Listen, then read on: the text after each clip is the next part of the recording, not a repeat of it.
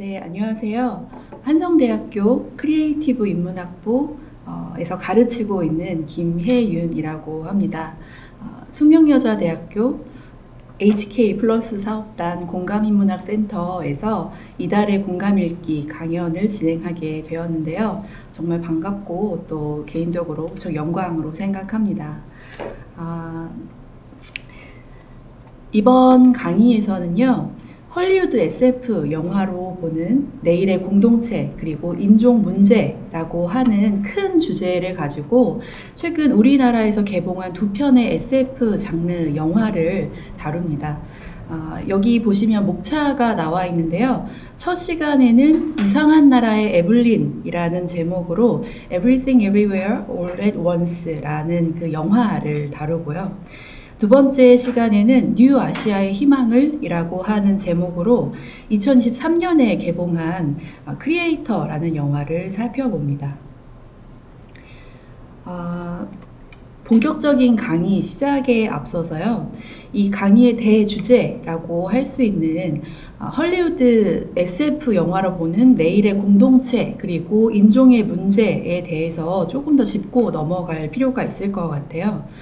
이 제목은 크게 세 개 덩어리로 나눠 볼 수 있을 것 같습니다. 먼저 왜 SF 장르인가에 대해서 질문할 수 있을 거고요.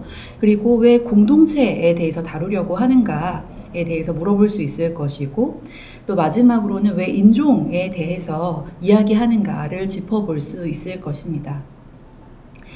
사실 각각의 키워드 자체가 굉장히 큰 개념이기 때문에요. 이 강의에서는 아주 구체적으로 다루기는 어렵겠지만 전체 강의를 관통하는 주제를 설명하기 위해서 이 각각의 개념들을 간단하게 짚어보고 본격적인 강의를 진행해 보도록 하겠습니다.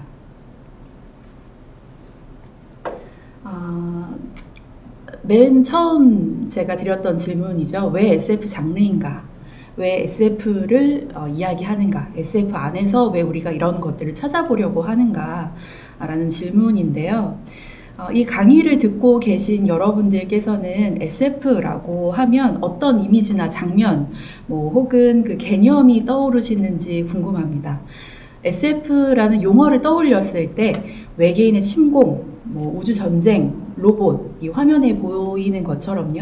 다시 말하면 인간이 아닌 비인간 존재들이 떠오를 수 있을 거고요.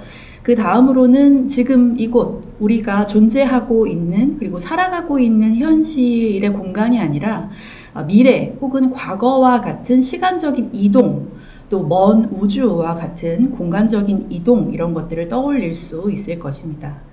만약에 대면 강의였다면 여러분들께 직접 질문을 하고 또 답변을 들어보는 시간을 가질 수 있었을 텐데 이 부분은 조금 아쉽네요. SF라는 용어는 사실 우리한테 굉장히 익숙한 용어죠. 친숙한 단어입니다. 특히 최근 서점에 가보시면요. 우리 국문학을 비롯해서 영문학도 그렇고요. 굉장히 다양한 장르의 SF 문학 작품들을 이렇게 쉽게 만나보실 수 있을 겁니다. 그렇다면 과연 SF란 우리가 이렇게 친숙하게 이야기하는 SF란 과연 무엇일까요? 이 개념에 대해서 우리가 아주 익숙하고 쉽게 이야기하는 이 개념에 대해서 정의하는 건 사실 그렇게 쉬운 일은 아닙니다. 그 정의부터 일단 한번 짚어보고 넘어갈 텐데요. 세 가지로 구분을 할 수 있습니다. 과학소설, 사변소설, 그리고 인지적 소외라고 하는 이 세 개의 개념으로 크게 구분을 할 수 있을 텐데요. 지금은 이 세 가지를 다 보지는 않을 거고 앞서 말씀드렸던 그 과학소설 그리고 사변소설 이렇게 두 가지에 대해서 이야기를 하고 넘어가도록 하겠습니다. 이 화면에 보시는 것처럼요. SF 잘 아시죠? 사이언스 픽션이라고 하는 그 단어를 축약한 것인데요. 공상과학 소설로 우리 말로는 번역이 되어서 사용이 되곤 합니다. 그런데 여기 보시면 이 말하자면 출발어라고 하는 거에 이 없는 단어가 있죠. 우리가 번역을 했을 때 공상이라고 하는 단어입니다. 영어로 하면 imaginative 정도가 될 텐데요. 용어의 번역에서 오는 어떤 오해를 줄이기 위해서 요즘은 그냥 과학소설 혹은 SF 이렇게 부르는 것이 일반적입니다. 제가 두 장의 이미지를 가지고 왔는데요. 화면상 왼쪽에 있는 이 인물은 휴고 건즈백이라고 하는 인물입니다.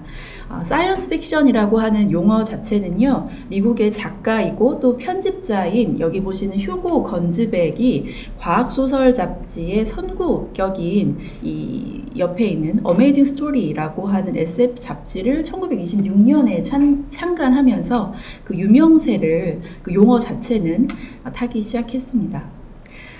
SF 장르를 잘 아시는 분들은 아실 텐데요.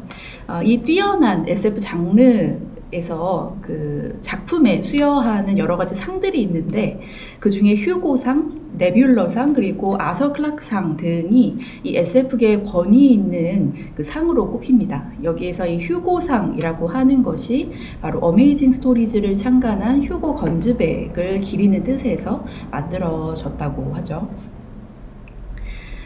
여기 지금 어메이징 스토리즈라고 하는 그 창간호를 제가 가지고 온 건데요. 그 안에 이 잡지를 창간하면서 이제 어떠한 목적을 가지고 이 어메이징 스토리라고 하는 과학소설 잡지를 펼쳐 나갈 것인가에 대해서 휴고 건즈백이 뭐 말하자면 오프닝 이런 글을 쓴 게 있어요. 제가 이 부분을 가지고 온 거고요. 조금 더 자세하게 보면요. 건즈백은 이렇게 기술을 하고 있습니다. By science fiction, I mean the Jules Verne, H.G. Wells and Edgar Allan Poe type of story.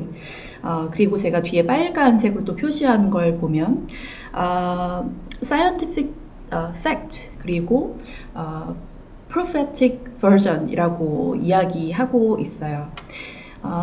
과학적인 사실 그리고 어떤 예언적인 시각이 마구 뒤섞여 있는 어떤 매력적인 로맨스라고 이 사이언스 픽션, 사이언티픽 픽션을 설명하고 있는데요. 뒤에를 조금 더 이제 보시면 이 SF 이야기들이 단순히 재미에만 그치는 것이 아니고 매우 교육적이기도 하다는 것을 휴고 건즈백은 굉장히 강조하고 있습니다. 이게 허무맹랑한 이야기가 아니라 우리에게 도움이 되는 이야기다라는 걸 강조하고 싶었던 모양이에요. SF 읽기를 통해서 우리가 배우는지도 모르는 사이에 어떤 교훈을 얻을 수 있게 될 것이다. 이렇게 아주 강조를 하고 있습니다. 조금 더 보면요. 제가 빨간색으로 또 마찬가지로 표시한 부분인데요. 앞서 이야기한 것처럼 어떤 그 교육적인 측면에서 뿐만이 아니고 이 H.G. 웰스라든지 줄 베른이라든지 이런 위대한 걸작 SF에서 상상되고 묘사되어 있는 이러한 이야기들이 어떤 소재들 그리고 사건들이 이미 현실에서 실현되었다. 이런 이야기를 또 강조하고 있습니다. 이런 건즈백의 시각은요, 이 글을 통해서도 볼 수 있는 것처럼 SF라고 하는 장르가 굉장히 과학적인 태도를 중요시하고 또 과학적인 합리성에 대단히 근거하고 있다는 것을 의미하기도 합니다. 지금까지 보신 것은 그 과학적인 합리성에 근거한, 그러니까 사이언스 픽션이라고 하는 말에 굉장히 집중되어 있는 그 SF를 살펴본 거고요. 그 다음으로는 또 다른 SF로 축약될 수 있는 사변적 소설로서의 SF를 좀 살펴보도록 하겠습니다. 이 SF, 앞서 이야기한 SF의 정의이자 특징을 과학성 그리고 합리성이라는 거에서 찾았다면, 여기서 보고 계시는 그 speculative fiction, 사변소설이라고 하는 것은 만약에 뭐뭐라면 이라고 하는 가정, 그러니까 생각해보고 추론해보는, 유추해보는 것에 굉장히 중요한 가치를 두고 있습니다.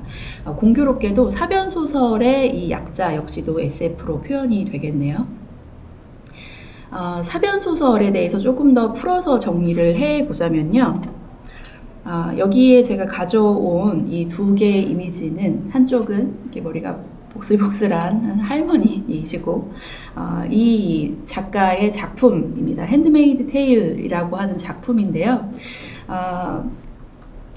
이 사변소설이라고 하는 것을 조금 더 풀어서 이야기해 보면, 여기 보시는 이 인물이 캐나다의 소설가이고 시인이고 또 굉장히 열성적으로 활동을 하고 있는 인물인 마가릿 애트우드라고 하는 인물의 말을 빌릴 수 있겠습니다. 옆에 보시는 우리에게는 시녀 이야기라고 하는 작품으로 아주 잘 알려져 있기도 하고요. 최근에는 거의 매년 노벨 문학상 수상자로서 거론되고 있기도 합니다. 시녀 이야기는 1985년에 출간이 되었는데요. 이 이야기를 좀 잠깐 해보려고 합니다. 시녀 이야기는 방금 말씀드린 것처럼 1985년에 발간이 되었는데, 발간된 그 당시 시점으로부터 가까운 미래인 1990년대 미국을 배경으로 하고 있습니다. 작품 속 배경은요, 전쟁, 환경 오염, 그리고 질병 때문에 세상이 굉장히 혼란스러워지고 또 이 혼란 속에서 극우 성향의 그 기독교 집단이 쿠데타를 일으키게 됩니다. 그래서 국가의 이름을 길리어드로 바꾸고 전체주의를 기반으로 한 국가를 굉장히 보수적인 시각으로 방향으로 또 운영을 합니다. 이 근미래의 길리어드 정권은 출생률이 급감한 이 상황을 타개하기 위해서 여성들의 사회적이고 또 경제적인 활동을 모두 제한시키게 됩니다. 오로지 여성을 출산을 위해서 존재하는 도구로 전락시키게 되죠. 심지어 가임 여부에 따라서, 그러니까 임신을 할 수 있느냐 없느냐에 따라서 여성들을 또 다시 4개의 계급으로 구분을 하는데요. 이 작품의 제목인 시녀, 즉 핸드메이드는 상류층 여성들에게 아이를 낳아주는 계급의 여성들을 이야기합니다. 제가 지금까지 말씀드린 것에서 충분히 느끼셨겠지만 이 작품은 이 여성이 상상할 수 있는 최악의 지옥을 그려냈다는 평가를 받는 작품인데요. 이 작품 속에서 벌어지고 있는 일들은 다분히 비현실적이지만 여성에 대한 억압과 폭력의 역사가 분명히 존재하고 있다라는 그 자명한 사실에 비추어 본다면 이렇게 이야기하는 것이 이렇게 과장은 아닐 것이다 라는 생각을 하게 되죠. 사변소설이라고 하는 단어에 대해서 계속해서 알아보고 있는데요. 이 용어에 대해서 이 마가렛 애트우드 자신이 어떻게 설명했는가를 제가 좀 가지고 와봤습니다. In other words라고 하는 자신의 작품에서 speculative fiction이라고 하는 게 나에겐 어떤 의미다 라고 하는 정의를 내린 부분이 있어요. 제가 빨간색으로 표시한 부분을 제가 조금 더 풀어서 설명을 해볼 텐데요. 앞에서 휴고 건즈백이 이야기했던 자신의 그 어메이징 스토리에서 이야기했던 것처럼 그 앞선 SF 걸작들이 이미 존재하고 있었다고 하잖아요. H.G. 웰스라든지 그런 그 줄기를 그대로 이 마가렛 애트우드도 따라갑니다.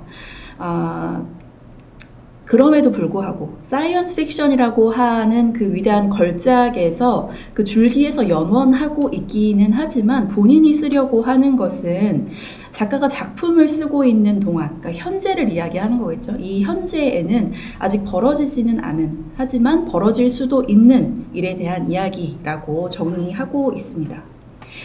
애트우드는 환경, 인권, 그리고 여성 문제 등 세상의 많은 일들에 굉장히 꾸준히 관심을 가지고 활동하는 활동가이기도 한데요. 특히 환경 변화 문제에 큰 관심을 가지고 실제로 그 지역을 방문하기도 하면서 자기가 신문이나 뉴스에서 봤던 것이 정말 실제로 일어나고 있는 일이고 이러한 급격한 변화와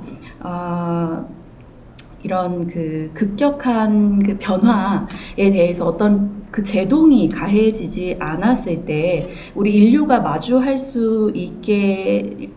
수밖에 없는 그 끔찍한 현실에 대해서 굉장히 깊이 숙고해 온 작가이기도 합니다. 작가의 이러한 생각과 또 실천적인 활동가로서의 모습이 사변소설이라고 하는 문학적인 이 장르, 또 장르적인 특성에도 굉장히 잘 녹아있다, 이렇게 설명드릴 수 있을 것 같습니다. 이 에투드가 이야기하는 사변 소설로서의 정의에 대해서 말씀을 드렸다면 또 다른 그 사변 소설 작가인데요. 하인라인이라고 하는 작가가 이야기하는 겁니다. 사변 소설이라는 것은 새로운 상황, 우리가 뭐 예상을 했든 하지 못했든 지금은 존재하고 있지 않은 어떤 새로운 상황으로 인해서 문제가 발생했을 때 인간이 그것에 어떻게 대처하는가에 대해서 가정해보는 이야기라고 정리를 하고 있습니다. 여기에서 말하는 새로운 그 상황이라고 하는 건요, 과학기술적인 변화, 환경 문제로 인한 변화 등등이 있을 거고요. 문학작품을 통해서 만약 뭐뭐라면 이라고 하는 상황을 가정하고 이것에 대해서 대응해 나가는 인간들의 모습을 마주하게 되는 독자들 또한 이 작품을 읽고 이 작품에서 좀 한 걸음 벗어나서 내가 마주하고 있는 이 현실에 이런 일이 벌어진다면 내가 과연 어떻게 대처할 수 있는가? 우리는 어떻게 대처해야 하는가? 이런 문제가 생기지 않기 위해서는 우리가 어떤 것들을 모색하고 실천해야 하는가, 이런 방향으로 사고를 계속해서 확장시켜 나갈 수 있을 겁니다. 제가 또 다시 하나 인용한 것은 셰릴 반트라고 하는 SF 평론가의 글인데요. 마찬가지로 빨갛게 표시한 부분에 조금 집중을 해서 조금 풀어서 말씀드리면 사변소설이라고 하는 것은 다시 이렇게 정리할 수 있겠습니다. 우리가 받아들여야 하는 불가피하고 지극히 자연스러운 현실에 대해서 다시 한번 생각하게끔 독려하는 장르, 그러니까 독려하는 장르라고 스페큘러티브 픽션을 이해할 수 있겠습니다. 이 사변 소설이 가지고 있는 이러한 특징은요, 비현실적인 것을 가정하지만 지극히 현실적인 것들로부터 출발한다는 것, 그렇기 때문에 현실을 넘어선 가상의 것, 가상의 세계를 상상할 수 있는 어떤 가능성을 열어주는 장르라고 이야기할 수 있겠습니다. 우리가 실험실에서만 이런 실험 도구들을 가지고 실험을 할 수 있는 게 아니고요. 이런 만약에 뭐뭐라면 이라고 하는 가정, 추론, 유추 이것을 통해서 우리의 지적 능력을 통해 말하자면 사고 실험을 마찬가지로 할 수 있다는 거겠죠. 제가 지금까지 SF에 대해서 두 가지 갈래로 말씀을 드렸는데요. 이러한 용어적인 정의, 특성에 대해서 한켠에 잘 기억을 해 두시고요. 그 다음으로는 이제 우리 두 번째 질문이었죠. 왜 공동체를 다루는가에 대해서 좀 이야기를 해 보도록 하겠습니다. 영어로 커뮤니티라고 구글링을 해 보시면요, 이런 이미지 결과가 등장을 합니다. 알록달록하고 아주 예쁜데요. 뭔가 이렇게 모여 있다라는 걸 표현하려는 것이 잘 드러나죠. 그렇다면 과연 우리가 마찬가지로 굉장히 익숙하게 이야기하고 친숙하게 이야기하는 공동체, 커뮤니티라고 하는 게 과연 어떤 정의를 가지고 있는가 좀 살펴보도록 하겠습니다. 공동체라고 하는 용어 역시도 우리가 일상생활에서 되게 쉽게 사용하는 용어인데요. 이 용어에 대해서 정의를 내려보면 다음과 같습니다. 공동의 관심사, 목표, 가치 혹은 정체성을 공유하는 어떤 집단을 이야기하고요. 특정 지리적인 영역이나 심지어는 가상 영역, 공간 안에서 서로 상호작용하는 사람들의 그룹을 이야기합니다. 구성원 간의 소속감, 또 상호 지원, 그러니까 서로 이렇게 보완해주는 그런 관계, 또 상호 책임을 지는 그런 관계가 굉장히 중요하게 여겨지는 것이 바로 이 공동체의 정의이자 특성이라고 이야기할 수 있을 것 같은데요. 이러한 정의에 이어서 공동체의 특성에 대해서 조금 더 살펴보면 이와 같습니다. 굉장히 유기적으로 기능을 한다는 거예요. 그리고 상호 의존적인 시스템이라는 겁니다. 그러니까 독자적으로 존재하기에는 굉장히 어렵다는 이야기일 거고요. 고정되지 않고 계속해서 변화하는 특성을 또한 가지고 있습니다. 여기 제가 여러 가지 그 단어들을 가지고 왔는데 뭐 종교 공동체, 경제 공동체, 사회 공동체 이런 식으로 공동체가 붙을 수 있는 그 단어나 개념들은 굉장히 다양하게 존재할 수 있습니다. 이러한 그 특성들을 제가 좀 그림으로 잘 요약해 놓은 것을 가지고 와봤는데요. 이 공동체의 특성을 이미지로 잘 정리한 이 8가지의 특성들 가운데서 조금 더 부연을 해보면 첫 번째 group of people이라고 되어 있는데 일단 공동체는 사람들의 모임이라고 하는 것입니다. 이 개인이라는 것이 공동체의 주요한 요소가 되고요. 특히 이 개인들은 지역, 그 지리적인 특성하고 연결이 되어 있습니다. 그리고 세 번째에 보면 community sentiment라고 되어 있는데 공동체 정서라고 하는 거겠죠. 어떤 그 공유되고 있는 정서를 이야기합니다. 이러한 공동체 정서라는 것 또한 공동체를 형성하는 데 굉장히 중요한 요소가 됩니다. 공동체를 형성하고 있는 이 개인들의 마음 속에 우리라고 하는 그 강한 느낌이 존재하고 있다는 거죠. 우리라고 하는 그 용어 자체도 우리 한국인들에게 굉장히 익숙한 단어이기도 하고요. 이런 공동체 정서 혹은 의식이라는 것이 발현하는 것은 이 특정 지역에 오래 이 개인들이 거주했기 때문에 구성원들 사이에 공동 생활의 어떤 감각 또 어떤 정서를 형성하기 때문에 또 굉장히 자연스럽게 발생하게 되는 것이라고 이해하시면 되겠습니다. 그렇기 때문에 여기 7번째 보시면 유사성이라고 하는 개념이 여기 적혀 있는데요.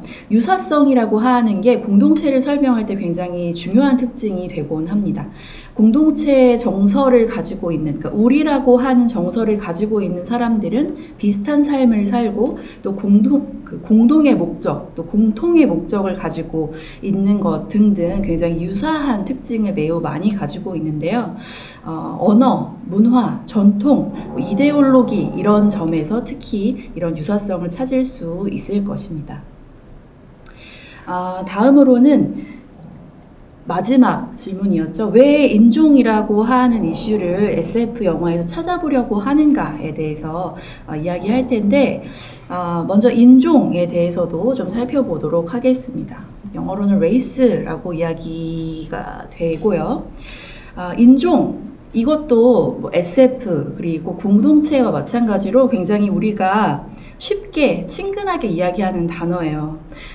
황인종, 흑인종, 뭐 백인종 이런 식으로 너무나 당연하게 피부색, 겉으로 드러나는 그런 그 가시적인 것들로 인종을 우리가 익숙하게 구분을 하죠. 인종이라고 하는 것은 기본적으로 이런 개념을 가지고 있습니다. 인간 종이 유전된, 그러니까 인간 종에게 유전되어 있는 신체적이고 행동적인 차이에 따라서 서로 다른 그룹으로 인간을 나눌 수 있다라고 하는 생각이에요. 이 인종을 구분하는 것, 그러니까 인간을 종으로 구분할 수 있다라고 하는 생각은 17세기에 처음 나타나기 시작했다고 알려져 있는데요. 이 인종을 구분하는 데 있어서 그 대체로 나타나는 그 공통점은 앞서 말씀드린 것처럼 신체적인 어떤 차이를 기준으로 해서 사람들을 분류하려는 어떤 시도라는 것입니다.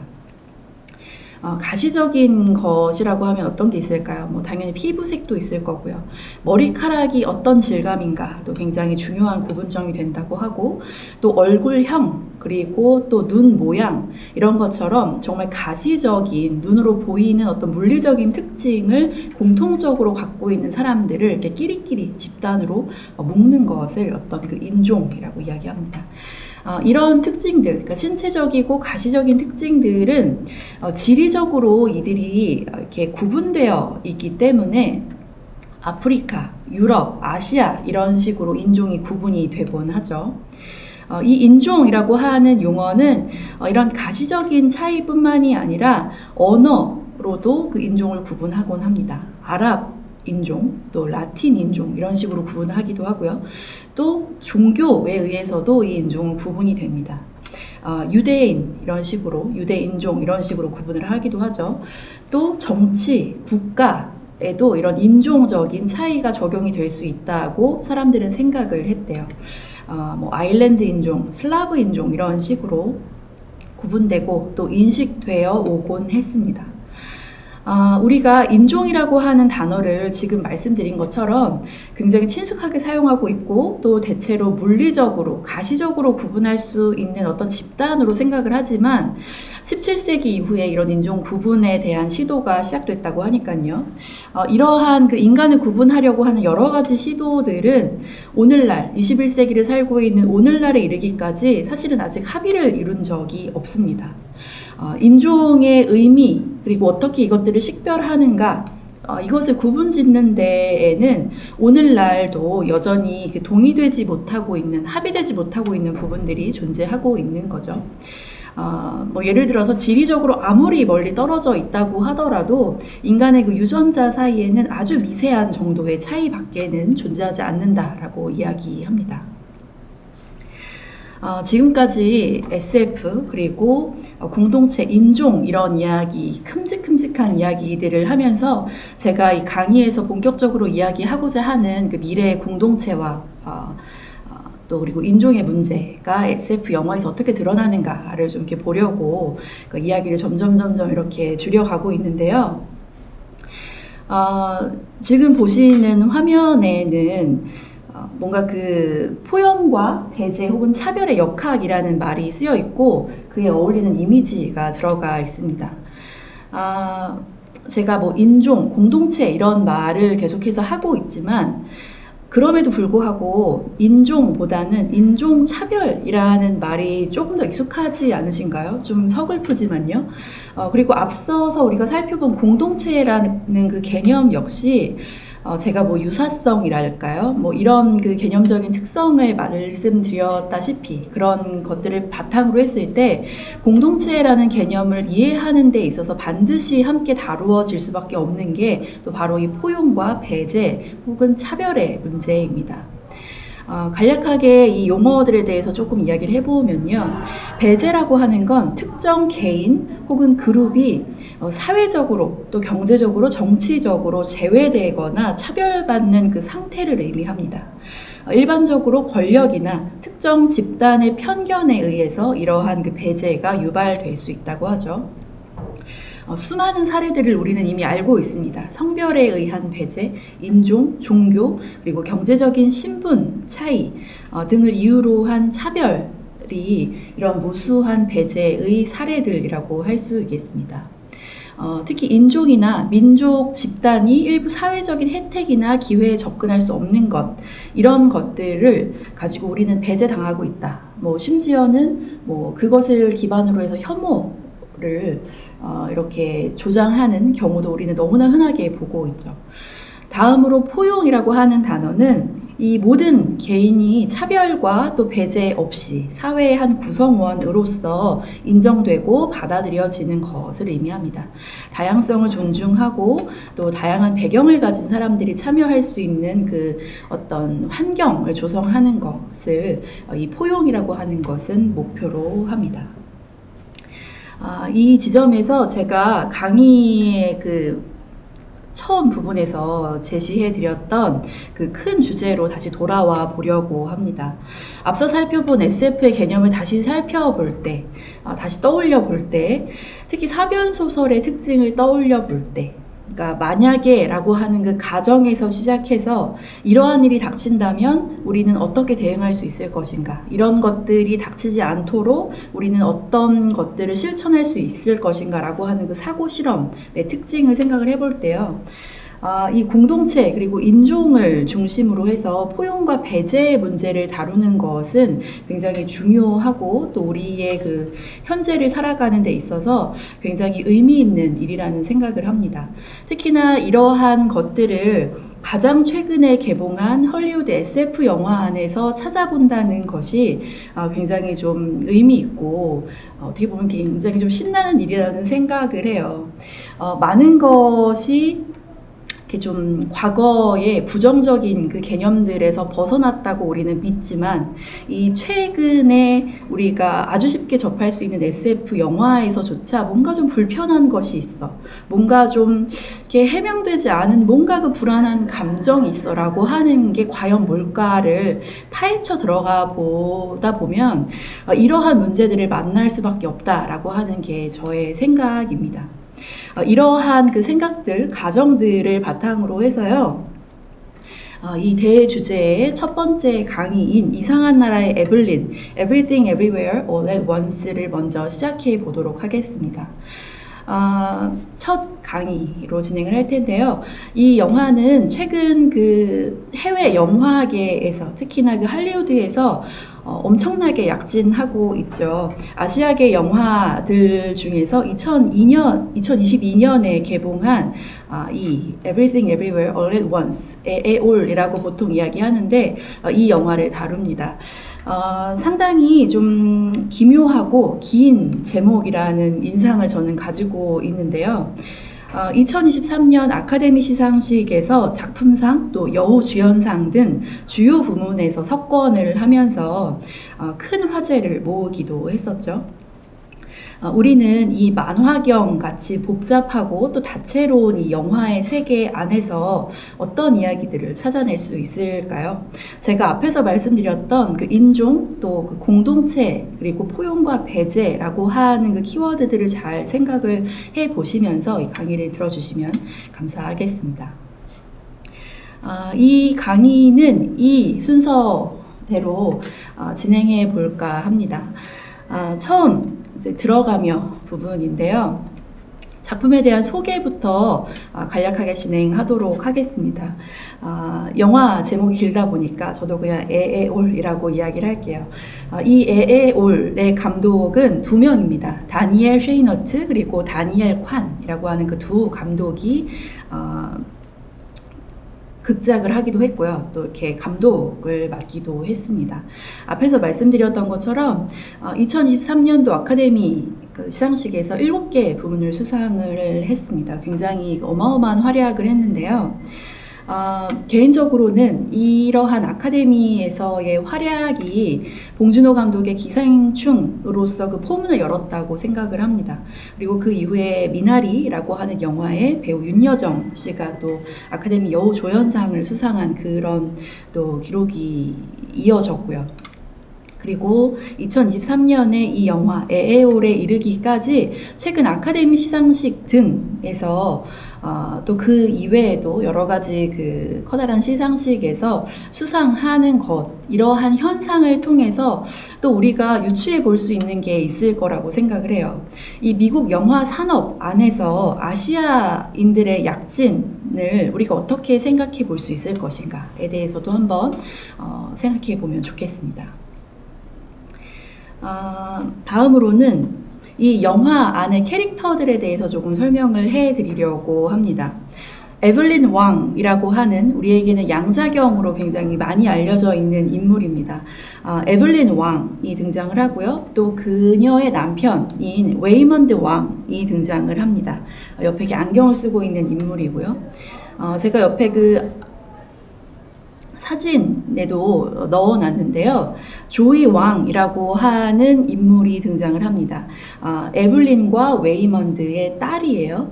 그리고 이 조이 왕은 이 영화 속에서 최대 빌런으로 등장을 하기도 합니다. 조브 투파키라고 하는 독특한 이름의 빌런으로 등장을 하기도 하죠.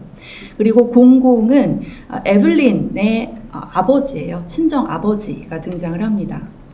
그리고 데어드리라고 하는 인물은 아래 이 노란색 그 옷을 입고 있는 그 세무소 직원인데요. 그러니까 우리나라로 치면 국세청 직원입니다. 어떤 그 공적인 문제를 해결하기 위해서 이 에블린 가족이 굉장히 고군분투하는 와중에 또 갈등을 빚는 인물이라고 이해하시면 될 것 같아요. 이 영화에서 제가 몇 가지 장면들을 좀 추려봤습니다. 좀 인상적으로 봤기도 했고, 이 영화의 어떤 주제들을 이야기하는데 굉장히 주요하게 말할 수 있다 싶은 장면들을 제가 가지고 왔는데요. 일단 이 영화는 3개의 파트로 이렇게 이루어져 있습니다. 제목을 그대로 따가지고 왔어요. 1부는 모든 것, 2부는 어디에나, 그리고 3부는 한꺼번에 입니다. 줄거리를 아주 간략하게 이야기를 하자면 세탁소를 운영하는 여성 가장인 에블린이 세금 감사 조사를 받는 중에 세무서에서 알파 웨이먼드 그러니까 자기 남편 웨이먼드가 다른 멀티버스에서는 알파 웨이먼드라고 하는 이름으로 불린대요. 이 알파 웨이먼드라고 하는 그 인물로부터 우리가 사는 이 세계가 세상의 전부가 아닌 것이다라는 아주 황당한 소식을 전해 듣게 됩니다. 알파 웨이먼드는 수많은 평행 우주들, 우리 보통 멀티버스라고 이야기하는데요. 이 평행 우주들 속에 또 다른 에블린이 존재를 한다, 이렇게 이야기하면서 온 우주를 파괴하려는 악당 조부 투파키의 힘에 맞서서 이 에블린, 세무조사를 받고 정신이 없는 이 에블린이 세상의 이 혼돈을 막고 세상을 구할 영웅의 자질을 갖추고 있다. 그래서 내가 찾아왔다. 도움을 요청하러 왔다라고 하는 이야기를 전해줍니다. 굉장히 황당한 소식을 전해 들은 거예요. 제가 총 가지고 온 장면은 6개 정도 됩니다. 이 오프닝에서부터 영화의 그 끝 장면까지 총 6개의 장면들인데요. 이 장면들을 통해서 영화 안에서 이 에블린이라는 인물을 중심으로 이 인물이 이 이상한 세계에서, 멀티버스라고 하는 이 이상한 세계에서 어떤 식으로 말하자면 성장해 가는가, 어떤 식으로 그 변화를 겪어 가는가에 좀 초점을 맞춰서 볼 수 있을 것 같습니다. 먼저 오프닝인데요. 에블린이라는 사람이 어떤 인물인가에 대해서 이 영화는 이야기해 줍니다. 아주 첫 번째 장면이 바로 이 화면상 왼편인가요? 왼편에 있는 요 조금 어둡고 거울 안에 이 웨이먼드와 조이와 그리고 에블린이 아주 행복하게 노래를 부르고 있는 그 거울 속 장면을 이렇게 클로즈업을 합니다. 거울 속 에블린의 가족은 아주 행복하게 노래를 하고 있어요. 아마도 환상이거나 이상일 것이다 라는 암시를 합니다.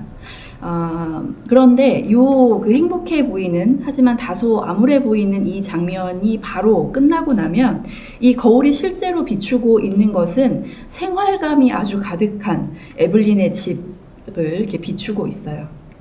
오른편에 보시면 이 영수증 더미를 에블린이 마주하고 있는 장면으로 이어지는데요. 산더미처럼 쌓여있는 이 영수증 앞에서 이 에블린은 해결해야 되는 문제에 직면해 있습니다. 에블린은 원래는 중국인이에요. 이 영화 안에서는. 남편을 따라서 미국으로 이민을 왔습니다. 웨이먼드를 따라서 이민을 와서 빨래방을 운영하고 있어요. 이게 세탁소를 운영하고 있는데, 이 에블린은 뭔가 이중의 문제를 이렇게 겪고 있는 것으로 그려집니다. 첫 번째는 아주 개인사적인 문제예요. 남편은 이혼 신청서를 갑자기 에블린에게 들이밀기도 하고요. 또 자신의 딸 조이는 자기가 동성연애를 하고 있는 그 여자 애인 베키를 가족들한테 소개시켜주고 인정받고 싶어 합니다. 그런데 너무나 이 보수적인 집안에서는 인정받을 수 없는 것이기 때문에 또 갈등을 빚게 되고요. 또 에블린 자신은 신년 파티를 이 세탁소에서 열어서 딸의 집을 방문하고 있는 아버지 공공에게 내가 성공했음을, 나는 딸이 성공한 딸이라는 것을 아버지에게 굉장히 보여주고 싶어 합니다. 이런 그 에블린의 사적인 문제가 한켠에 이만큼 쌓여 있고요. 한켠에는 공적인 문제가 또 쌓여 있습니다. 이 영수증 더미를 보시면 아시겠지만 운영 중인 세탁소의 이 세금 문제를 해결해야 되는 공적인 문제에 또 처해 있기도 해요. 세금을 너무 많이 밀려 있어서 이 세탁소가 가압류 상태에 놓여 있는데 또 그것에 따라서 또 세무조사를 받고 있기도 한데요.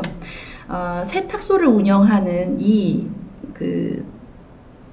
가족이 왜 여기 이렇게 동그라미가 막 쳐져 있는 그 영수증이 노래방 기기 영수증이거든요. 세탁소에서는 전혀 운영에 상관없어 보이는 노래방 기기를 왜 구매했는가, 공적인 자금으로 구매했는가, 이것에 대한 해명을 세무서에 가서 해야 되는 입장에 놓여 있습니다. 이러한 복잡한 에블린의 상황에 대해서 좀 영화는 먼저 제시를 하고 있고요. 그 다음으로는 이제 멀티버스의 에블린들이라는 그 꼭지로 제가 가지고 와 봤습니다. 앞서서 에블린에게 갑작스럽게 알파 웨이먼드가 등장을 해서 또 다른 멀티버스에 수많은 에블린이 존재를 한다고 이야기를 하고 그 다른 그 멀티버스와 접속하는 방법을 막 알려줘요. 이 그림 가운데 있는 것을 보시면 뭔가 이렇게 인간 뇌에 있는 뉴런 같기도 하고요. 이 하나하나의 동그라미가 하나하나의 그 우주를 이야기를 합니다. 이 존재, 동그라미 존재마다 내가 살고 있는 거예요. 멀티버스라고 보통 이야기를 합니다. 다중우주라고 하는 개념을 이 영화 안에서는 사용하고 있는데 이 옆에 있는 이웃 우주로 가기 위해서는 이 영화 안에서 버스 점핑이라고 하는 그 개념을 사용해서 이렇게 이동을 해야 되는데요. 우리가 살아가면서 여러 가지 선택을 하잖아요. 내가 이것을 고를 것인가 저것을 고를 것인가 라고 하는 아주 사소한 문제에서부터 시작해서 이 회사를 선택할 것인가 이 회사를 선택할 것인가 이런 선택들이 우리 앞에는 무수히 놓여 있는데 우리가 이런 선택을 하나하나 할 때마다 이러한 무수한 차이가 만들어진다는 겁니다. 이런 별거 아닌 선택인 것 같지만요. 그리고 또 이 이미지 안에서 보시는 것처럼 이렇게 갈래를 수없이 만들어 가게 됩니다. 그때마다 우주는 이렇게 분열하고 확장되게 되는 거죠.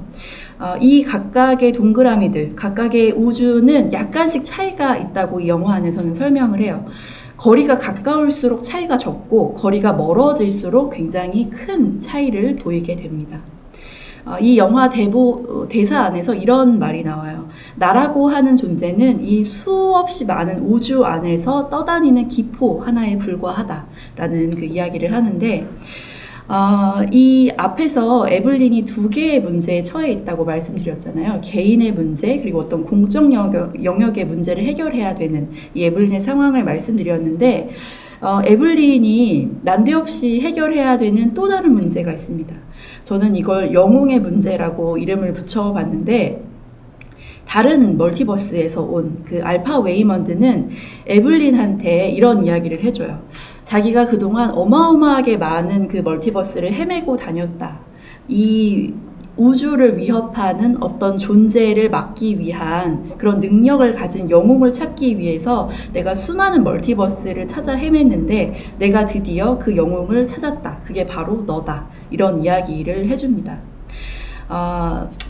그 악을 물리치는 방법은 다른 데에 있지 않다고 사실 영화 앞에서 미리 얘기를 해줘요. 굉장히 큰 선함을 가지고 악 그 자체인 조브 투파키라고 하는 그 존재와 싸워서 세계 전체, 이 멀티버스 전체의 균형을 찾을 수 있는 영웅을 나는 찾고 있다. 그게 바로 너다. 이런 이야기를 하고 있습니다. 이 멀티버스에 이 에블린이, 현재 에블린이 막 이렇게 접속을 해요. 여러 가지 이렇게 우당탕탕 하면서 좌충우돌 하는 모습을 보여주는데요. 왼쪽에 우측에 보시면 그 영화 배우로 살아가고 있는 에블린이 등장을 하고 아래는 쿵푸를 굉장히 수련하고 있는 에블린이 등장을 하는데 여기에 등장하는 이 에블린은 현재의 레이몬드 웨이먼드하고 결혼하지 않은 에블린이 살고 있는 그 멀티버스의 모습입니다. 다른 유니버스에서 웨이먼드하고 결혼해서 미국에 오지 않은 나는 쿵푸를 굉장히 열심히 단련을 해서 여배우의 모습으로 살아가고 있습니다. 무술 연기를 굉장히 잘하는 여배우로 살아가고 있어요. 현실의 에블린은 그러한 모습을 보고 지금의 이 선택이 아니라 남편에 따라 미국으로 와서 세탁소를 운영하는 나가 아니라 다른 선택을 한 그 또 다른 내 모습이 얼마나 멋진가, 얼마나 근사한가를 깨닫게 됩니다. 너무나 당연하겠죠. 그런데 이 멀티버스 세계에서 주의해야 되는 것은 내가 선택하지 않은 다른 우주, 다른 유니버스에 내가 아무리 탐난다 하더라도 현실의 나를 버리고 다른 유니버스를 탐내서는 안 된다.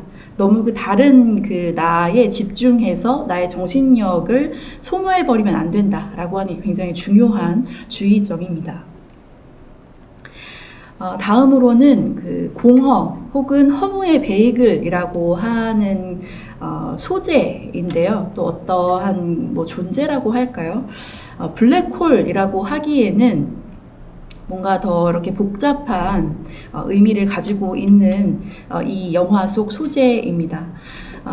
말씀드렸던 것처럼 수많은 멀티버스 속 다른 에블린들은 이 조브 투파키라고 하는 존재에 의해서 살해당했대요. 이 조브 투파키는 가공할 힘을 지닌 범우주적인 존재라고 이 영화 안에서 소개가 됩니다. 혼돈의 화신으로 등장을 하고요. 어떠한 목적도 또 어떠한 욕망도 없는 굉장히 어떻게 보면 순수한 존재로서 이렇게 등장을 합니다. 여러 에블린이 존재한다고 계속 말씀드리고 있는데요. 알파버스에 존재하는 에블린은 굉장히 똑똑한 인물이었어요. 그래서 자신의 능력도 한껏 발휘해서 다른 그 유니버스하고 접속하는 방법을 막 개발하는 와중에 본인만큼 능력이 출중한 한 아이를 알아보게 됩니다. 이 아이의 정신을 여러 그 유니버스에 접속시킴으로써 그 한계까지 정신을 막 밀어붙인 거예요. 그렇게 되자 정신이 파괴되는 지경에 이르게 되었고, 이 아이는 모든 우주 그리고 모든 가능성을 경험해 버렸기 때문에 객관적인 진리 또 어떤 그 도덕관념 이런 것들을 모조리 상실하게 되었습니다. 그 인물이 바로 조브 투파키예요. 어떻게 보면 현실에서의 그 에블린 어머니와 또 딸 조이와의 관계하고 굉장히 유사해요. 본인이 부족하기 때문에, 에블린 본인이 부족하기 때문에 딸한테는 완벽함을 더 추구하게끔 이렇게 더 압력을 넣는 그 모습이 분명히 있고, 현실의 에블린에게도 또 이 가상세계 알파 에블린에게도 그러한 모습이 또 분명히 존재하고 있다는 것을 이렇게 좀 이렇게 대칭적으로 보여주고 있습니다. 이 조브 투파키는 모든 그 멀티버스를 다 경험을 했고 모든 것이 가능하다라는 걸 경험한 끝에 이런 사실 하나를 깨닫게 돼요. 모든 게 다 부질없다. 모든 게 가능하지만 동시에 모든 게 다 부질없다라는 것을 깨닫게 됩니다.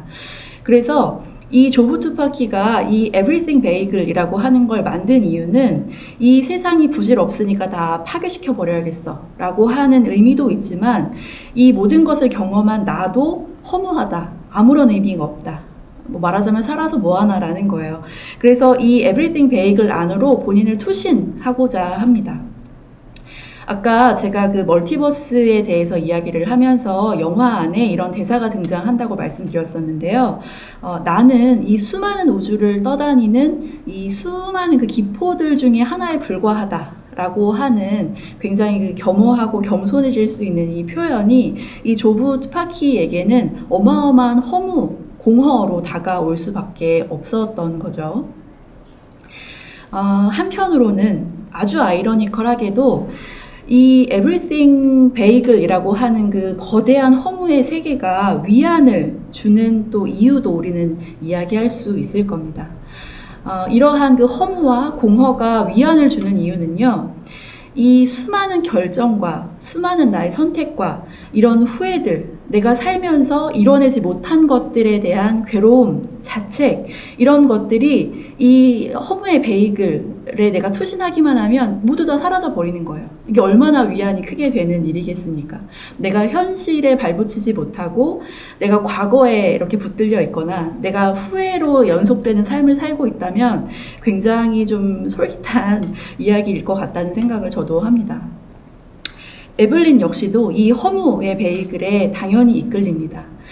현재 에블린은 뭔가 잘하는 것도 없어요. 그리고 항상 내가 선택하지 않은 것들에 대해서 굉장히 많은 후회를 하고 있는 인물이기 때문에, 그리고 또 다른 유니버스에서는 내가 얼마나 근사한지 봐버렸잖아요. 그런 미련이 남아있기 때문에 이런 공허의 베이글이 주는 위안에 굉장히 이끌리게 됩니다. 특히나 아버지에게 인정받고 싶은, 성공하고 싶은 마음이 남아있기 때문에 그것을 이룩하지 못한, 조금 더 이렇게 크게 확장해서 맥락을 이야기하자면, 아메리칸 드림을 가지고 미국으로 이주해온 아시아계 이민자 미국에서 어떤 그 성공한 모습을 보이지 못했다고 하는 것에서 오는 그 허무라고 이야기할 수 있을 것 같아요.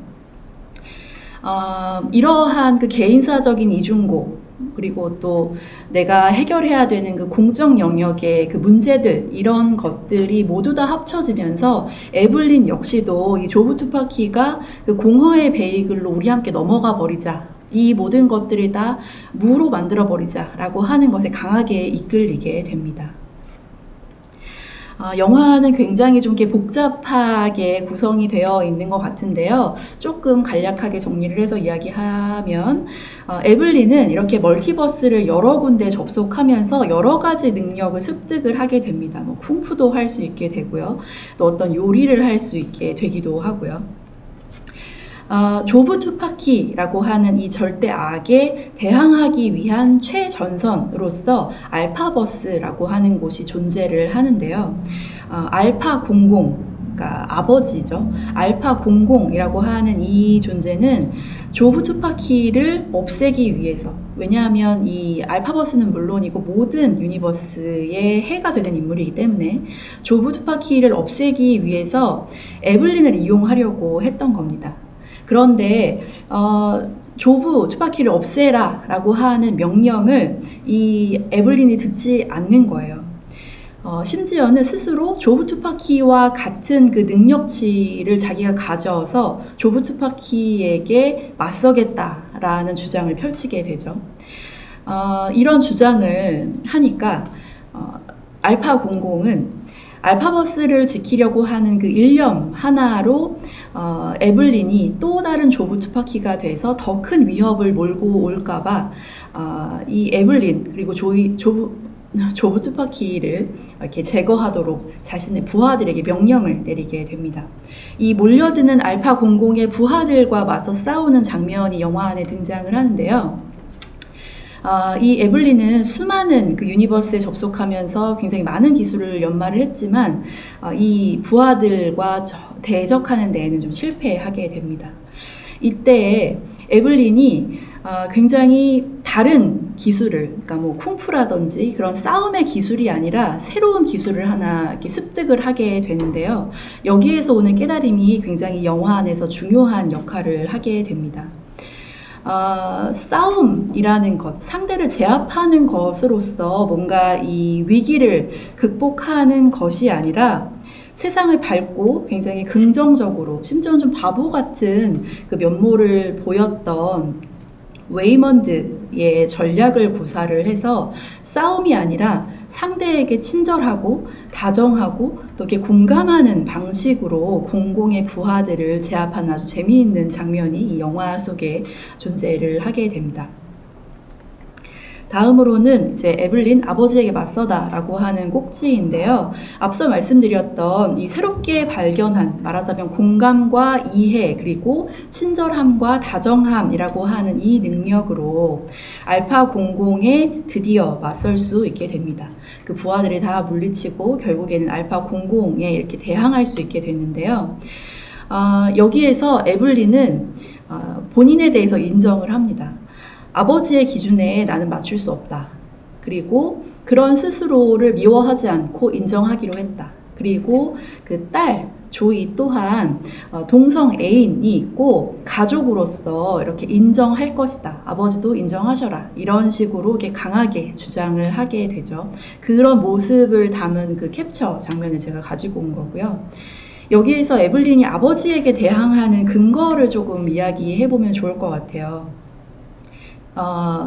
아버지에게 성공한 이민자 자녀로서의 모습을 보여주기에 급급했고 그것이 수행되지 못하니까 점점 그 현실에 발붙이지 못하고 온갖 불만과 친절이나 다정함과는 먼 그런 삶을 살아왔던 이 에블린은 나의 부족함과 내가 엉망진창이다, 난 그런 사람이다 라고 하는 것을 인정하고 또 나와 똑같은 모습을 하고 있는 나의 딸 조이 또한 또 인정하게 됩니다. 또 이해하겠다라고 하는 그 마음이 바탕이 되어 있어요. 이러한 것들이 바탕이 되어서 아버지에게, 그 아버지라고 하는 거대한 질서라고 할 수 있을 텐데 그 질서에 드디어 대항할 수 있게 됩니다. 이 망가진 관계, 그러니까 딸과의 관계겠죠. 이 관계를 이제서라도 회복하는 것은 나를 이해하고 또 나와는 다른 방식으로 사람들을 인정하고 다양하게 또 다정하게 대하는 존재, 즉 웨이먼드를 진심으로 나의 삶 안으로 받아들이는 것까지 이어지게 됩니다. 여기 보면 그 웨이먼드가 작품 초반에 세탁소가 바쁘게 돌아가는 와중에 손님들하고 장난치고 춤추고 그 장난감 누나를 여기저기 붙이는 모습이 등장을 하는데요. 사실 그것은 웨이먼드가 철딱서니가 없거나 약간 좀 이렇게 나사가 풀린 사람이어서가 아니라 뭔가 그 현실의 심각한 문제들을 조금 가볍고 이렇게 다정한 방식으로 친절한 방식으로 보려고 했던 일부러 구사했던 그 전략이라는 것을 이 에블린도 이해를 하게 됩니다. 그래서 이 아버지하고 맞서게 되는 이 에블린 역시 자기의 그 이마에 장난감 그 누나를 이렇게 붙이는 그 장면도 등장을 합니다. 마지막으로 이 영화의 엔딩 부분인데요. 이 영수증 문제를 겨우겨우 해결을 다 했어요. 그리고 가족들하고도 그래도 좀 삐걱삐걱하나마 화해를 하는 그런 분위기로 영화는 이렇게 조성이 됩니다. 에블린을 짓누르고 있던 그 두 영역의 문제들, 개인 사적인 영역, 그리고 또 이 세금 문제라고 하는 공적인 영역, 이런 것들이 해결되어 가는 그 순차적인 모습들을 더 좀 적극적으로 이야기하면 어떤 그 희망의 신라 같은 것들을 이 영화는 좀 보여주고 있다. 이렇게 정리할 수 있겠습니다. 지금까지 이 영화를 6개의 장면으로 이렇게 주요한 포인트를 잡아서 제가 말씀을 드렸는데요. 이제는 영화의 주제들, 그리고 조금 더 이렇게 던질 수 있는 질문들에 대해서 이야기를 해보려고 합니다. 먼저 주제들인데요. 저는 한 4가지 정도를 찾을 수 있다고 생각을 했습니다. 에블린의 자기 정체성 찾기, 본인이 어떤 인물인가에 대해서 그 한 개인이 성장하고 스스로에 대해서 발견해내는 굉장히 좀 전형적인 서사라고 할 수 있을 거예요. 이런 주제에도 이야기해 볼 수 있을 것이고요. 그리고 가족, 사랑, 공감, 세대 간 연대라고 하는 것도 이 엔딩 장면을 통해서 굉장히 잘 드러난다. 이렇게 이야기할 수 있겠습니다. 그리고 지금 여기라고 하는 다소 철학적인 이야기도 제가 좀 구체적으로 해볼 거고요. 그리고 좀 더 이 사회 문화적이고 역사적인 맥락에서 미국 내 아시아계 이민자들의 다면적인 자아에 대해서도 이 영화를 통해서 이야기해 볼 수 있을 것이다. 이런 말씀을 드릴 수 있을 텐데요. 먼저 이 에블린의 자기 정체성 찾기에 대해서 조금 더 이야기를 해보면 알파 웨이먼드가 에블린에게 찾아왔을 때 네가 이 세상을 구할 영웅인 이유는 오히려 네가 최악의 인물이기 때문이다. 라는 굉장히 모순적인 이야기를 합니다. 현실에 에블린은 잘하는 게 아무것도 없어요. 본인도 그걸 알고 있고요. 그래서 굉장히 좀 실망하면서 살아가고 있는 인물인데 이루지 못한 목표 그리고 버린 꿈들 이런 것들로 막 이렇게 점철이 되어 있는 인물이기 때문일 거예요. 스스로 비하하는 이러한 요소들은 아이러니컬하게도 알파 웨이먼드에게는 무한히 열려있는 기회로 포착이 됩니다. 현재 에블린은 실패만을 선택을 했고 따라서 최악이기 때문에 나아질 수 있는 그 무한한 가능성을 가지고 있다. 이렇게 이야기를 해주죠. 그러한 과정에서 웨이먼드의 방식으로 그러니까 다정함과 친절함과 이런 것들로 주변 사람들 그리고 스스로를 대하는 방법을 배워간다라고 하는 의미에서 이 영화의 주요한 주제는 에블린의 자기 정체성 찾기라고 이야기할 수 있을 것 같습니다. 다음으로는 가족, 사랑, 공감, 세대 간 연대 이런 이야기를 할 수 있을 텐데요. 마찬가지로 영화 안에서 에블린은 이런 대사를 해요. 사는 게 진짜 전쟁 같다. 이런 이야기를 하는데 그럼에도 불구하고 이러한 그 배틀그라운드 같은 이러한 현실에도 불구하고 이 개인을 구원할 수 있는 것은 그리고 개인을 성장시킬 수 있는 것은 여전히 이렇게 가족 간의 사랑 공감 그리고 나아가서 세대 간의 연대 아버지와의 그 오해가 풀렸으니까요. 이런 중심 주제로 이어지게 됩니다. 개인적으로는 이 영화가 굉장히 정신없고 독특한 형식을 가지고 또 아주 새로운 소재를 가지고 영화를 진행시키고 있지만 굉장히 전통적인 주제를 가지고 있다는 그 인상을 받고 있어요. 그래서 굉장히 좀 흥미롭다는 생각을 합니다. 여러분들은 어떻게 생각하시는지 또 궁금하고요. 세 번째는 지금 여기라고 하는 주제입니다. 이 지금 여기라고 하는 것은 웨이먼드를 통해서 제시되는 주제라고 이야기할 수 있겠는데요. 앞에서 이야기한 것처럼 에블린한테는 현재의 영수증 더미가 해결해야 될 현실의 문제로서 너무나 중요해요. 그리고 하루하루 세탁소를 운영해 나가는 그 현실적인 것들이 너무 중요합니다. 반면에 웨이먼드는 부인이 그러건 말건 눈알 장난감 붙이러 다니고요. 또 가게에서 손님들이랑 노래 부르고 춤추고 이런 게 일상이에요. 에블린이 추구하는 삶의 기준이라고 하는 것은 중국에서의 그 아버지의 거대한 세계를 떠나와서도 그 아버지의 세계에서 벗어나지 못했다는 해석을 할 수 있을 것 같아요. 아버지 세대의 어떤 그 전통적이고 획일적인 그 규범 안에서 이 에블린은 벗어나지 못했습니다. 아버지의 그 삶의 기준을 그대로 미국에 가지고 와서 또 웨이먼드와 또 조이에게 또 그것을 에블린은 강요한 면이 없지 않아요. 그래서 부모의 기준, 또 아내로서의 그 남편에 대한 기준에 미치지 못하는 그 가족들, 그리고 스스로에 대해서 부정하고 결국에는 허무주의에 이끌리게 되는 거죠. 이 웨이먼드는 반면에 이게 뭐 이렇게 바보 같거나 너무나 순진에 빠진 그런 것이 아니라 오히려 의도적이고 전략적으로 세상을 좀 더 밝게 보고 사람들에게 좀 다정하게 대한다고 영화 안에서 이야기를 하는데요. 이 웨이먼드는 이 세상이라는 건 이렇게 규칙대로 어떤 거대한 질서대로 돌아가는 게 아니라는 걸 알고 있는 인물이에요. 이 세계의 혼돈, 그리고 나라는 존재의 불완전함, 이런 내가 모여있는, 나라는 그 개인들이 모여있는 이 세계를 이해하는 인물이다. 저는 이렇게 해석을 합니다. 그리고 그 각각의 불안하고 취약한 개인들과의 연대를 통해서만 우리가 이러한 불안과 불안정함을 극복할 수 있다. 이렇게 이야기하는 사람이라 에블린이 현재의 것들에 매달려 있느라 아이러니컬하게도 지금 이 순간에 살고 있지 못하는 거에 비해서 이 웨이먼드는 약간 그 현실에서 한 발자국 정도 부흥 떠 있는 것 같은 사람이지만 오히려 그 현실을 직시하고 있는, 그래서 지금 여기 현재를 살고 있는 인물이다. 이렇게 해석할 수 있을 것 같습니다. 다음으로는 미국 내 아시아계 이민자들의 다면적 자아에 대해서 이야기해 볼 수 있을 텐데요. 이거는 공간적인 이야기를 먼저 시작할 수 있을 것 같습니다. 보시는 이 이미지들은 세탁소, 그러니까 에블린의 가족이 운영하고 있는 세탁소의 전경인데요. 그 안으로 들어가 보면 1층에는 이렇게 기계들, 세탁 기계들이 놓여 있는 이런 그 상대적으로 굉장히 정돈되어 보이고 이렇게 매끈해 보이는 공간이 등장을 하고요. 그리고 그 2층 공간에 가면 에블린 가족들이 생활하는 굉장히 생활감이 이렇게 덕지덕지 붙어 있는 이런 공간으로 이렇게 구분이 되어 있습니다. 두 공간은 굉장히 이질적인 것으로 이렇게 대비가 되는 반면에 굉장히 또 이렇게 한데 얽혀 있기도 하다는 것이 이 공간에 대한 제 해석인데요. 이러한 그 공간의 혼종성이라고 할까요? 이런 것들이 이 미국 내 아시아계 미국인들의 문화적인 어떤 혼종성을 드러내는 것이다라고 해석할 수 있을 것 같습니다.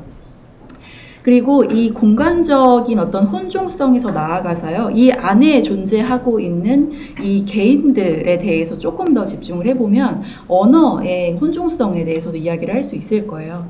아메리칸 드림을 꿈꾸면서 미국으로 건너와서 세탁소를 운영하고 있는 이민자 부부인 에블린 그리고 웨이먼드, 이들은 영어를 구사를 할 줄 알죠. 그런데 중국에서 온 아버지는 영어를 전혀 구사하지 못하기 때문에 소통에 약간 어려움이 있습니다. 그런데 여기에 또 살고 있는 딸 같은 경우에는 중국어를 거의 잊어가고 있는 그 수준이에요. 말하자면 뭐 중국계 이민 2세 정도 될 텐데 뭔가 그 전통적인 가치라고 하는 것에서 너무나 멀리 떨어져 있는 인물이기 때문에 이러한 그 언어의 혼종성, 소통이 되지 않음 이런 것들도 이런 다문화적 요소들로 설명할 수 있을 것입니다.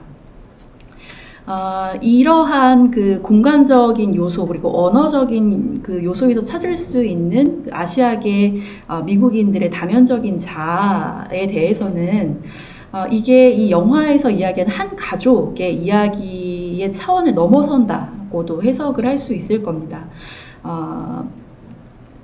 조금 더 크게 이야기하면 중국과 미국, 더 크게 이야기하면 뭐 동양과 서양, 이런 그 두 거대한 그 질서 사이에 어떤 그 첨예하고 또 복잡한 역사적인, 문화적인, 정치적인 어떤 그 구성을 마주해야 될 필요가 반드시 있다. 이 영화를 볼 때 이런 해석을 해보고요. 이러한 그 거대한 맥락을 우리가 생각해 볼 필요가 있다는 전제 하에 할리우드의 아시아인들이 어떻게 재현되고 있는가에 대해서 조금 짚어보고 가도록 하겠습니다. 앞에서 말씀드린 것처럼 이 동양과 서양의 어떤 그 복잡 다단한 그 구성들, 여러 가지 요소들 같은 경우에는 미디어를 통해서 굉장히 극명하게 재현되기 마련이죠. 그렇기 때문에 할리우드의 아시아 재현 양상에 대해서도 살펴볼 필요가 있을 겁니다. 제가 이 강의 아주 초입에서 Everything Everywhere All at Once 이 영화의 아카데미 그 수상에 대해서 막 언급하면서 할리우드에서 최근 약진하고 있는 아시아인들, 뭐 미국계 아시안들에 대해서 언급을 했었습니다. 이들이 배경에만 존재하는 게 아니라 아주 구체적이고 또 주체적으로 그들의 삶을 이야기하는 아시아 캐릭터들로서 등장하고 있다. 특히 최근 15년 사이에 이렇게 굉장히 많이 등장하고 있다라고 하는 그 최근의 기사가 하나 있어서 제가 가지고 왔는데요. 그럼에도 불구하고 우리가 또 봐야 하는 그 이전의 역사라는 게 있으니까요. 과거 할리우드에서는 아시아인들이 어떻게 재현되었는가. 사실 이 이미지들로만 보시더라도 제가 무슨 이야기를 할지 여러분들 잘 아실 겁니다. 맨 왼쪽에 있는 그림 같은 경우에는 백인 배우가 동양인 분장을 하고 연기를 하고 있어요. 그리고 가운데 있는 그 이미지에서 보시는 것처럼 아시아 여성들의 경우에는 굉장히 성적인 요소들이 강조되기만 하거나 아니면 신비하면서도 어떤 공포심을 자아내는 어떤 타자의 역할을 줄곧 맡아왔습니다. 그리고 맨 오른쪽은 너무 유명한 영화라서 아실 거예요. 티파니에서 아침을 이라고 하는 영화의 한 장면인데요. 굉장히 우스꽝스러운 동양인이라는 스테레오타입, 전형성을 항상 이렇게 유지하는 경우가 과거에는 이렇게 허다했습니다. 여기에서 조금 더 연결 지어서 굉장히 중요한 개념인데요. 모델 마이너리티라고 하는 개념까지 한번 연결을 해볼게요. 모델 마이너리티라고 하는 이 개념은 여기 써 있는 것처럼 윌리엄 피터슨이라고 하는 기자가 처음에 이렇게 제시한 개념이에요. 성공 스토리, 특히 그 일본계 미국인들이 미국에서 어떻게 잘 적응하고 융화하면서 성공 스토리를 이어가고 있는가에 대해서 이야기를 하면서 이 아주 모범적으로 살아가고 있는 소수 인종에 대한 이야기를 했는데 이 모델 마이너리티라고 하는 용어는 여기에서 등장을 했습니다. 이러한 개념은 1980년대가 들어서게 되면 아시아계 미국인에 대한 연구에서 본격적으로 논의가 되는 주제이기도 한데요. 모델 마이너리티라고 하는 이 개념은 여기에 써 있는 것처럼 이 아시아인들이 미국에 와서 얼마나 이 그 거대 질서에, 백인들의 질서에, 서구의 질서에 잘 적응하는가, 얼마나 이렇게 인내심을 가지고 열심히 일하면서 이 세계에 적응해 가는가에 좀 초점을 맞춰서 볼 수 있을 것 같습니다. 어떤 그 하층 계급으로서의 그 여러 유색 인종이 있을 거고요. 그리고 또 백인들, 이 상류층 계급, 그 사이 중간 계급으로 이 아시아인들이 존재를 하면서 이 모델 마이너리티라고 하는 이 개념을 열심히 습득하고 또 그러한 그 어떤 그 대상으로서 본인들이 열심히 성취를 해 나감으로써 이렇게 한 단계 사회적이고 지위적인 그런 상승을 노린다라는 게 이 모델 마이너리티의 어떤 큰 개념이라고 할 수 있을 겁니다. 이 모델 마이너리티에 대해서 말씀을 드렸는데 그동안 이 할리우드 영화에서 아시안들 그리고 특히 중국인들 같은 경우에는 백인 주인공을 보조하는 역할이거나 사회와 공동체를 공격하는 악당으로 등장을 하거나 심지어는 마약 운반책이거나 또 매춘부와 같은 역할을 담당했었습니다. 그리고 또 이 Everything Everywhere 이 영화에서 본 것처럼 대를 이어서 아주 작은 가게, 뭐 세탁소라든지 뭐 슈퍼마켓이라든지 이런 것들, 그 특정한 이런 직군에 종사하는 소시민들로 등장을 했었고요. 또 이 1세대 이민자의 자녀들, 그러니까 2세대 이민자들 같은 경우에는 이렇게 밤낮 없이 이 작은 가게에서 잠자면서 열심히 가족은 내팽겨 칠지언정 열심히 일하는 이 부모의 희생에 굉장히 보상을 해야 된다라고 하는 심리가 강했다고 해요. 그래서 열심히 학업에 종사하고 또 취업해서 어떤 그 백인 중심의 사회로 진출하려는 그런 모습을 굉장히 많이 보여왔는데요.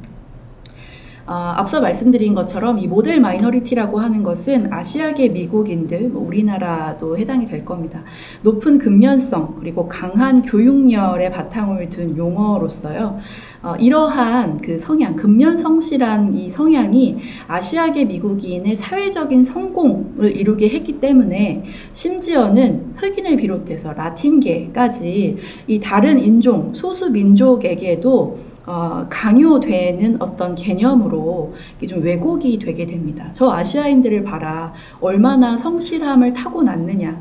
그러지 못한 너희 흑인들은 굉장히 좀 열등하다라는 식으로 말하자면 수동 공격을 하는 거예요. 이렇게 직접적으로 인종적인 어떤 뭐 앞에서 이야기했던 배제라든지 차별하는 것에 더해서 이런 미묘한 이런 차별까지도 이 마이너리티, 모델 마이너리티라고 하는 개념을 통해서 이렇게 제시하고 있는 것입니다. 제가 가지고 온 것들은요, 1960년대 당시에 등장했던 모델 마이너리티를 전형적으로 보여주고 있는 신문 기사들입니다. 여기 보시면 제가 앞에서 이야기했던 윌리엄 피터슨의 그 Japanese Americans Life 라고 하는 그 성공담에 대한 기사가 있고요. 그리고 또 같은 시기에 또 미국 내 소수 인종들이 어떻게 이 국가의 도움이 없이 국가가 보살펴주지 않더라도 자력으로 어떻게 부지런하게 노력해서 성공했는가에 대해서 그 이야기하는 기사입니다. 이 기사들의 그 조금 더 행간을 읽어보면 이러한 아시아인들을 다른 유색인종, 특히 흑인들이 본받아야 된다라고 하는 이야기로 이어지게 됩니다. 이 강의에서는 구체적으로 다루지 않겠지만 이러한 그 백인들이 이렇게 주도하는 말하자면 그 소수인종 간의 이런 갈등이 결국에는 그 LA 폭동 여러분 잘 알고 계시는 이런 데까지도 이어지게 된다는 설명을 또 같이 해드릴 수 있을 것 같습니다. 이러한 그 전형적인 그 모범적 소수인종이라고 하는 것에서 우리가 벗어날 필요가 있다. 말하자면 자정작용 같은 것이 필요하다라고 하는 게 최근에 이런 그 해시태그 운동으로도 이렇게 한참 이렇게 있었어요. 그 리모델 마이너리티라고 하는 해시태그 운동이 있어서 이것도 한번 가지고 와봤습니다. 제가 지금까지 이 영화 속의 그 장면들 그리고 주제들 또 이런 것들과 연관 지을 수 있는 여러 가지 이야기들을 제가 말씀드려 봤는데요. 이제 이것들을 바탕으로 해서 몇 가지 질문들을 우리가 더 해볼 수 있지 않을까 하는 생각으로 제가 질문을 몇 가지 가지고 왔습니다. 우리가 할리우드 안에서 이 헐리우드라고 하는 거대한 시장을 안에서 이 아시아계 미국인들 그리고 또 아시아인들이 굉장히 약진하고 있는 최근의 추세에 대해서 계속해서 말씀을 드렸고, 그런 것들이 아주 잘 드러난 영화를 오늘 제가 말씀을 드렸는데요. 이러한 것들이 많이 생산되고 소비되는 것이 할리우드에서는 과연 전형성을 탈피하는 것으로서 이것을 생산하고 소비하는가? 그러니까 근본적으로 약간 좀 비뚤게 보고 싶다는 저의 의도입니다. 우리가 이러한 그 전형적인 백인 우월주의라든지 이런 걸 좀 탈피할 필요가 있다라고 하는 그런 말하자면 각성에서 이러한 것들이 만들어지고 있는 것인가, 아니면 오히려 관대한 어떤 심사자로서 여전한 평가자로서 타 문화를 평가하는 것에 불과한가, 이런 질문을 우리가 반드시 좀 해볼 필요가 있다고 생각을 합니다. 큰 시상식에서 상 받는 거 너무 좋죠. 그런데 그러한 맥락의 그 근저에 과연 뭐가 더 있을까라고 하는 의문을 가져보는 것도 이 영화를 또 새롭게 해석하고 또 다른 현상을 보는데 굉장히 중요한 질문일 거라고 저는 생각을 합니다. 여기 이 영화에서 알파 웨이먼드가 이 에블린에게 찾아온 이유는 내가 찾던 영웅이다 라고 하는 이유였잖아요. 여기 보면 제가 미국적인 남성 영웅 서사와 이 영화의 차이점이 무엇인지에 대해서 질문을 던져봤는데요. 여기에서 이야기하는 미국적인 남성 영웅 서사라고 하는 것은 이 미국의 개척의 역사부터 시작해야 되겠지만 아주 극단적인 그 예를 가지고 오자면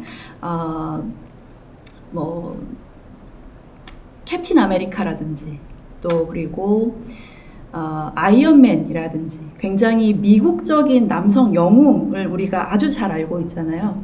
이들이 영웅 서사에서 그 영화 안에서 보여주는 것들, 그리고 이 에블린이 이 Everything Everywhere All at Once 이 영화 안에서 보여주는 이 영웅적인 서사와 어떤 차이가 있는가, 그게 감각적으로 느껴지시는 분들이 있으실 거예요. 그러한 것들을 대비해 볼 필요가 있다는 생각을 합니다. 이것이 미국이라고 하는 그 거대한 질서, 그리고 아시아계 미국인이라고 하는 그 마이너리티 간의 어떤 그 뭐 알력이라고 할까요? 이런 걸 또 보여주는 하나의 좋은 예가 될 수 있기 때문인데요. 이런 질문에 대한 답을 또 여러분들이 찾아보시는 것도 굉장히 좋은 영화를 또 보고 해석하는 또 한 방법일 거라고 생각을 합니다. 마지막으로 딱 한 가지 더 질문을 제가 드리고 싶은데요.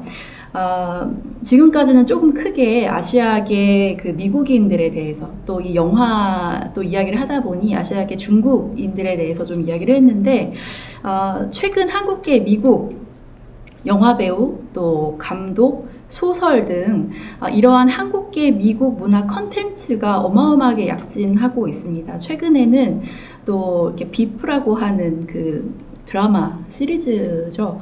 그 시리즈가 굉장히 또 좋은 반응을 얻고 있기도 하기 때문에요. 이러한 그 약진에 대해서 앞에 제가 그 처음 드렸던 질문 있잖아요. 이게 이 헐리우드가 전형성을 탈피하는 의미에서 이런 것들을 이렇게 소비하고 생산해 내려고 하는 것인가, 아니면 여전히 그 관대하게 그 평가하고 또 이렇게 심사하기 위해서 또 이런 것들을 그냥 이용할 뿐인 것인가에 대해서 조금은 이렇게 비뚤게 또 생각해 볼 필요도 있다는 생각을 합니다. 긴 강의가 이어졌는데요. 앞에 SF가 과연 무엇인가에서부터 시작해서 공동체, 그리고 인종의 문제, 그리고 그것과 결부될 수밖에 없는 그 배제와 차별이라고 하는 이 큼직큼직한 이야기들을 SF 장르 영화 안에서, 아주 최근의 SF 영화 안에서 조금 더 이렇게 살펴보았습니다. 굉장히 큰 맥락들을 가지고 이야기를 나눠보았는데요. 오늘 이야기한 것들, 그리고 제가 질문으로 드린 것들에 대해서 여러분들이 좀 어떻게 생각하시는지 매우 궁금합니다. 첫 번째 강의는 여기서 마치는 거로 하고요. 이 다음 시간에는 제가 또 두 번째 영화를 가지고 또 재미난 이야기를 해보도록 하겠습니다. 강의 들어주셔서 감사합니다.